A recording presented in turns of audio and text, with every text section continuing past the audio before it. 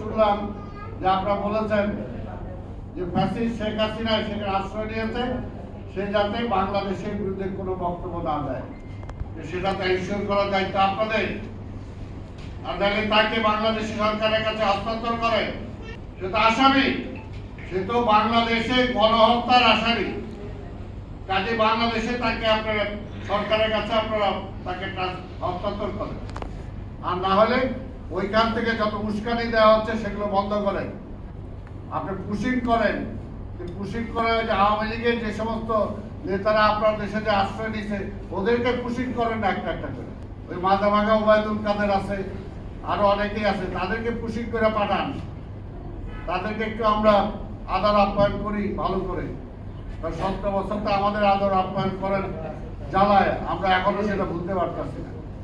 সেই কারণে বলবো আজকে এটা শুভমতি উদয় হোক, আমরা একটা ভালো নির্বাচন চাই। এই নির্বাচন কোনোভাবেই ওই আপনার দেশ থেকে ঠিক করে দিবেন কে নির্বাচিত হবে ওইটা হবে না।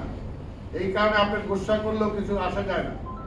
আমাদের দেশ আমরা ঠিক করব, জনগণ ঠিক করবে।